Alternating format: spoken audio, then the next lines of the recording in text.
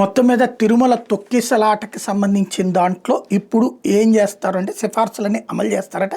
వైకుంఠ ఏకాదశి దర్శనం టికెట్ల జారీ సందర్భంగా ఏడాది జనవరి 8న తిరుపతిలో జరిగిన తొక్కిసలాట ఘటనకి అప్పుడు డీఎస్పీ వి రమణ కుమార్, తిరుమల తిరుపతి దేవస్థానం గో సంరక్షణ శాఖ డైరెక్టర్ కె హరనాథ్ రెడ్డి పూర్తి బాధ్యులని ఈ ఘటన మీద విచారణ కోసం ఏర్పాటైన విశ్రాంతి న్యాయమూర్తి ఎం సత్యనారాయణమూర్తి కమిషన్ తేల్చింది. వాళ్ళిద్దరిపైన క్రిమినల్ చర్యలు తీసుకోవాలని సిఫార్సు చేసింది.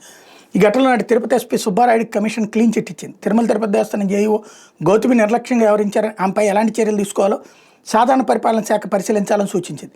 ఈ నెల 10న కమిషన్ సమర్పించిన నివేదికను గురువారం మంత్రిమండలి ముందు పెట్టారు. నివేదికలోని వివరాలను జీఏడీ ముఖ్య కార్యదర్శి ముఖేష్ కుమార్ మీద మంత్రులకు వివరించారు. టికెట్ల జారీ కేంద్రం నిర్వహణ పూర్తి బాధ్యత లేకపోయినా జేఈఓగా గౌతమి పర్యవేక్షించాలని, కానీ అలా చేయలేదని, ఆమె పర్యవేక్షణ లోపం స్పష్టంగా కనిపించిందని కమిషన్ గుర్తించింది.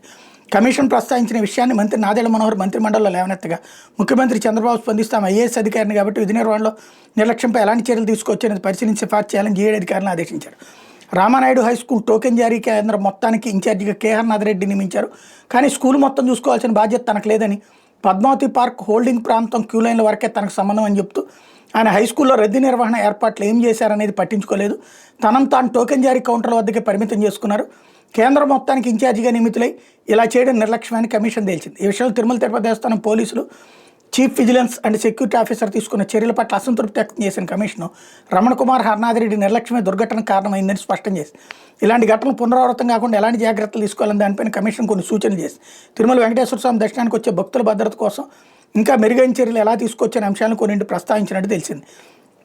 తిరుపతిలోని బైరాగిపట్టణంలోని పద్మావతి పార్క్ పక్కన ఉన్న రామానాయుడు హై స్కూల్లో ఏర్పాటు చేసిన టికెట్ల జారీ కేంద్రంలో క్యూలైన్ నిర్వహణ, శాంతి భద్రతల పరిస్థితి నియంత్రించేందుకు డీఎస్పీ రమణ కుమార్కి బాధ్యత అప్పగించారు. మధ్యాహ్నం 2 గంటలకు ఆ కేంద్రానికి చేరుకోవాల్సిన డీఎస్పీ ఎప్పుడో సాయంత్రం వచ్చారు. పూర్తి నిర్లక్ష్యంగా వ్యవహరించారు. పార్కులో ఉన్న భక్తులు, యాత్రికులను బ్లాక్లుగా విభజించి ఒక్కో బ్లాక్ను క్యూలైన్లో పంపాలి, కానీ అలా జరగలేదు. జనం మధ్యలో 70 ఏళ్ల వృద్ధురాలు శ్వాస తీసుకునేందుకు ఇబ్బంది పడుతున్నారని ఆమె బయటికి పంపేందుకు డీఎస్పీ గేట్ తీశారు. ఆ గేటును తెరిచే ముందు ఆమెను పంపాక గేటును మూసేటప్పుడు సరైన జాగ్రత్తలు తీసుకోలేదు. బ్లాకుల వారీగా యాత్రికులను టికెట్ కౌంటర్ల వద్దకు పంపేందుకు ఇన్స్పెక్టర్లు పార్కులోకి చేరుకున్నారు. కానీ వాళ్ళు ఎవరికి చెప్పకుండా డీఎస్పీ రమణ కుమార్ గేటు తెరవడం తొక్కిసలాటకు దారితీసింది.